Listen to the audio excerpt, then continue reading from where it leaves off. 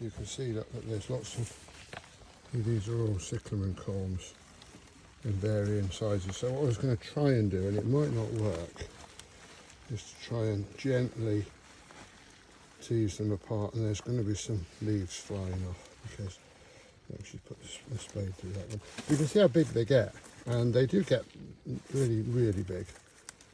But how you split them, it's definitely not the time to be splitting them. So I'm just going to be a little bit rough. And they really are quite difficult to get apart. And that's what I'm trying to get. Is that, and then I'm going to pop that. But you notice how the roots all grow out the top of the corm, which is quite amazing, isn't it? Mabel. And then, and again, you can see all these spirally seed pods getting ready for next year. But I'm going to try and get rid of many of these broken leaves as we can, because they all grow into a mat. It was a massive, great big mat. It was about this big, and I just said, "Oh, I like that," and out came the spade. So we'll either pot them or plant them. I might pot them for the first year. Oh, wait now, what do you want?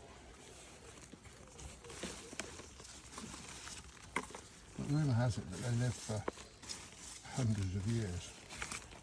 What, these corms? They just get bigger and bigger and bigger. They're the size of dinner plates. I'm going to pot these into a mixture of compost and perlite. And I know that perlite is a little bit frowned upon by some people, but it's got some amazing properties. It absorbs water, and yet it stays free draining, so we just put a little bit in it. Shh. Now then.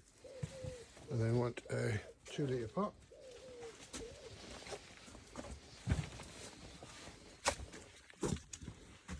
And if you notice with these corms, you don't actually live underground. So what we're going to try and do is we're going to pull all these roots down, because the roots that need to go underground. And then when we get them to that stage where there's no roots sticking up, because it was me splitting them that made the roots stick up, we're going to drop it in very gently like that, and then we're just going to drop the compost around the outside, and it will look incredibly scruffy to start off with, but we want that corm to sit on the surface, so we're going to do it like that, and that. So you can see with that all the roots. It's amazing where the roots come from. Look, all from the top here, nothing from the bottom. How bizarre. And the knack is to get it in and get the roots into the compost. If you rest your hand on the side of the pot, you can adjust the depth at which the corm is. You can do that with anything you're potting. And of course, when it was in the ground, all these were up like that. They were everywhere, so they'd all hold each other in. But they'll be fine. They'll be fine like that. And we're just going to water them. There's a few roots sticking out the top, but that don't matter.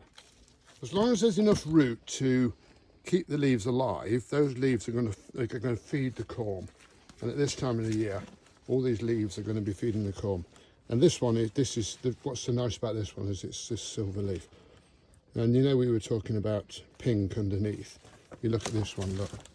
You can see that it is actually quite pink underneath, even though on the top there isn't any. But they vary so much, look. So these are seedlings, and one of them from the same plant, exactly the same spot, and just different. That's what's so exciting about the whole thing. Isn't it, Mabel? And ironically, this little one will probably do better than the others, because it's had far less disturbance. Get some more soil, don't we? Is our nearly peat-free compost, which is made from shredded wood, and it works really well actually. It's far better than the, well, I found it far better than the coir based ones, but we're still working on it. Going to drop them in.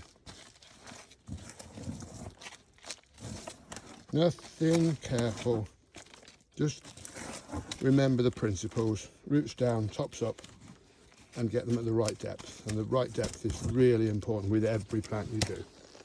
And there we go, from one big clump we've now got 4 and a load of rubbish. And more exciting, we're still getting a load of seedlings. A little cuddle.